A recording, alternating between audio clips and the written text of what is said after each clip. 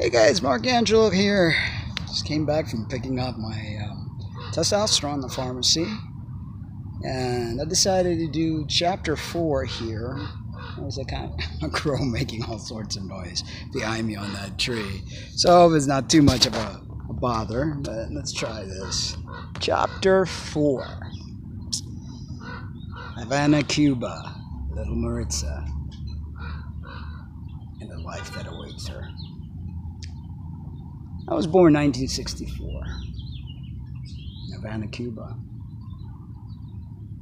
My mother married my father, a campesino, farmer, uneducated man. Later on, I learned that my father has a massive case of Asperger, and that would explain a lot of things, why he drank to numb himself, and why he had all the issues that presented throughout his life. Father was a very strict man. I think this crow is going to be very annoying. My father was a very strict man. He had very little patience, and I would safely say he should have probably never been a father. Children annoyed him, and that included his own. My mother was a very sick woman. Physically, she had thyroid removed at the age of 8 years old, if I'm not mistaken, and that created a lot of mental issues. My grandmother spoiled her. They were well-to-do. My grandfather was an engineer for the Navy, if I'm not mistaken. They had maids, and we were well off in Cuba before Castro came and took over. Mom was very particular about things, liked things a certain way. I guess you could say she also had her bout of OCD, or just the way that she was raised. Nothing that I ever did was right. Was not a very expressive human. She had a hard time showing affection, as did my dad. The only emotion they showed very well was anger and frustration. I was very fearful of my father. One of the reasons I was very fearful was when I was a kid and I was just barely learning how to walk. Later on, I learned this in school. Kids have a natural tendency of exploring their environment. Hence, when they start to walk, you have to baby-proof the house because they will get at anything and everything that's in their way or at their reach. So I'm learning to walk and wobbling along, and they used to like to keep things on the table. They didn't know what baby-proofing the room was. I apologize. I think the wind might be interfering as well. I would proceed to walk and go to the table, as a curious child at that age would do. And sure enough, my father created this battle with this almost 1-year-old child trying to navigate their environment.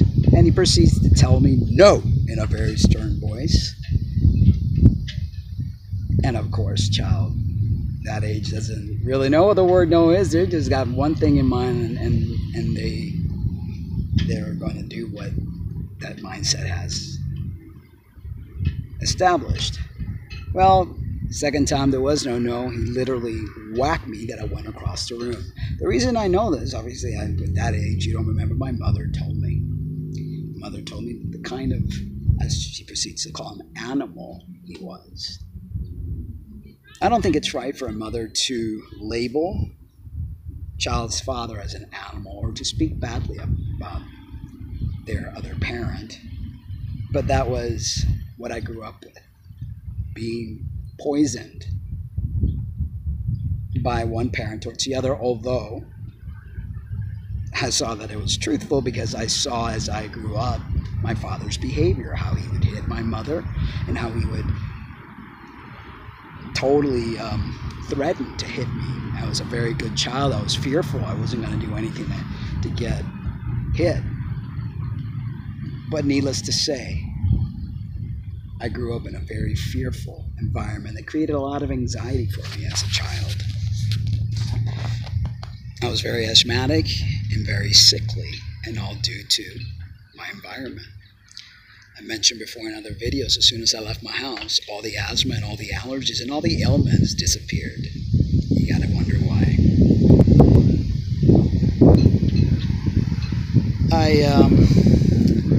The man that molested me sexually, it was very interesting how this whole concept, they would come out of the room with him, and they had a projector. And this projector, they had films that they were viewing. The man showed me what the film was. It was pornographic. In those days, they had the reel-to-reel. So that's why I found it, well, this is normal, because the man would tell me that my parents and him would go in there and they would engage in sexual acts while they watched films. I didn't know what to believe because I did see them come out of the room. So that was kind of very strange for me. My mother constantly battled with me in how I dressed and how I walked and how I talked. Nothing I ever did was right. Remember, we used to have besides the maid, we had a lady who made clothing for me. And every single article of clothing had to be these frilly little dresses, very feminine. She was trying to break me of my true nature.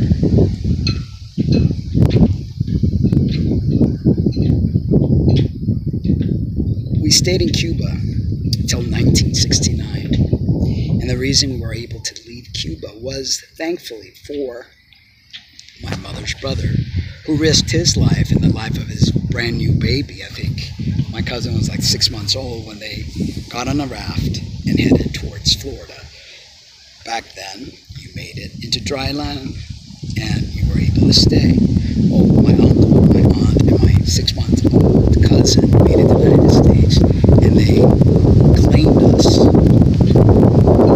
to go to, and they claimed us that way we were able to come to the United States legally on the last, mind you, airplane, 1969. That was the year that we landed in the United States of America. Parents obviously lost everything they had, all the well-to-do. My mother, because my father didn't have a dime to piss on. He was from the country, and he was jíbaro, campesero, just pure backwoods, but in Cuba. So, needless to say, we had to start from scratch. Like I said in other videos, my mom worked as a cashier. I think she had 2 jobs. My dad had 2 jobs, plus he managed a building, which we didn't have to pay rent because of that. So they saved up enough money to buy a house. I started school. And obviously back then, or I don't know obviously, but back then, Cubans were called spics. We were told to go back to our country. I was made fun of. Not only because I didn't speak the language, but because I was cross-eyed. I would often get, "Are you looking at me? Or are you looking over there?" Even though I had 2 operations on my left eye and 1 operation on my right when I was 1 year old, and from that moment on, they gave me glasses and they would patch 1 eye and force them to work. I don't have what they call bilateral vision. I could only see with 1 eye at a time. I found out later on when I was in college, which I didn't start college until I was 24 years old, and actually got admitted in the occupational therapy program later on, I did all the prereqs, that it is virtually impossible and very hard for a person to navigate and drive and do certain things without bilateral vision. I taught myself how. And I compensate and I drive perfectly without any problems. My cousins, my uncle had 3 boys, the little baby that came in the raft, and then 2 other boys would also take part in molesting me. Except with them, I felt more at the liberty of like pushing them away and kind of like defending myself, because I was a little taller than they were, and as a kid I learned how to fight very quickly because of the whole being called a spick and being made fun of and all that. So I learned how to defend myself.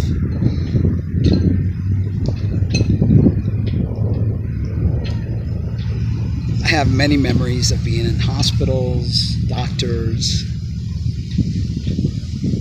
You know, it wasn't a very fun childhood, put it that way. So I think that kind of taught me to grow up pretty quickly. I didn't enjoy playing with other kids.